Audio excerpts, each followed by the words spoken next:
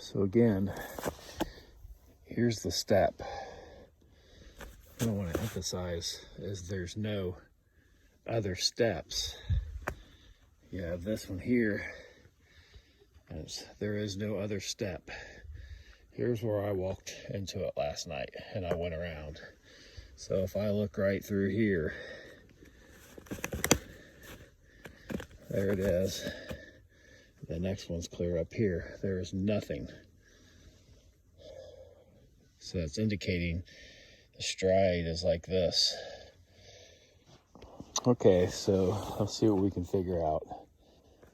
So far, there's individual tracks here.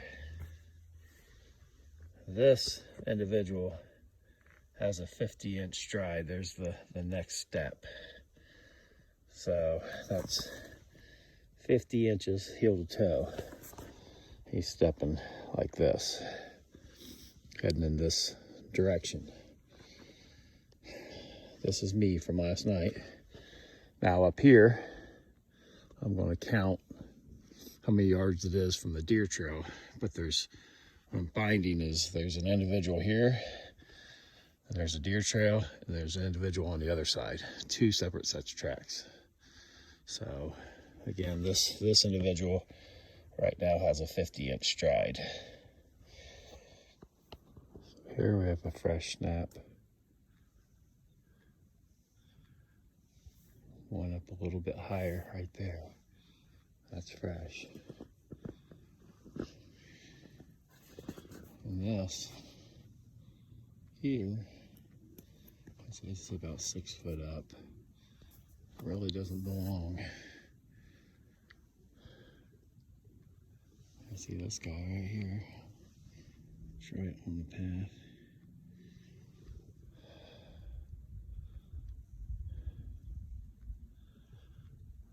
There's really no reason for this. It's not snapped off of this tree.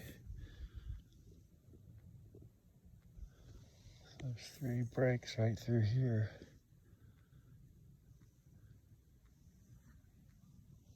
That seems odd. There's no real reason why.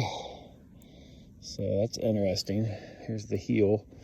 And again, this individual, the stride on this one is right now, it's about 32-inch stride. Again, you can see where I've been walking around over here. No other footprints beside it. So this individual is stepping. That's the only 3 steps here. So it went up to this tree for some reason. I guess I should look. Now this is interesting.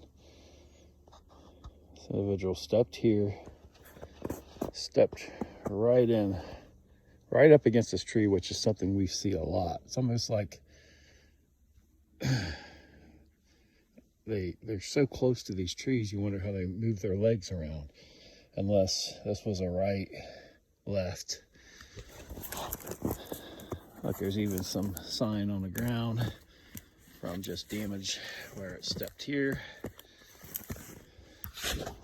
I can see just a little bit on the side of this log here. That's now been a fresh layer of snow over it. So the individual chose to step here, then partially on the log. So I have my foot here, which does make a good step. And then stood right here. And then clear over there. Now that doesn't say there isn't, I mean, it looks like, it almost looks like he stepped here and made it over to there, which is really a funky way to walk around through the woods, really. It doesn't make sense to me why you would do that. And again, you would have a tree right between your legs that you have to get around. But that's what the evidence is showing here. And again, it stood right there.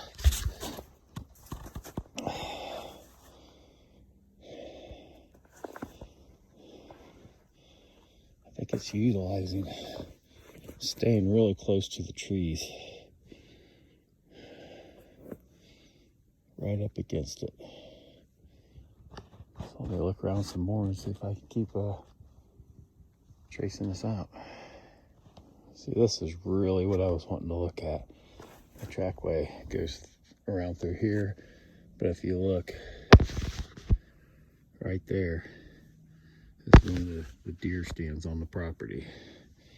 So this individual right here knows that deer stand, even though this is only maybe, 30, 40 yards at the most from this deer stand. But this individual was walking at night, and the reason we know that is because it was only snowing that night. It started snowing in the evening. So it came through, it got within 30 yards of that tree stand. So I'm gonna try to follow this out and see what decisions it made, because this is right in line with everything else that we have find. And now we have some evidence to kind of data to kind of really see where this thing, how it's moving through the property. Okay, so went back up and got the yellow snow here. And in summary, I guess this is as close as I'm gonna get for now. There's your 15-inch track. The other one's already completely melted out. But I learned a lot.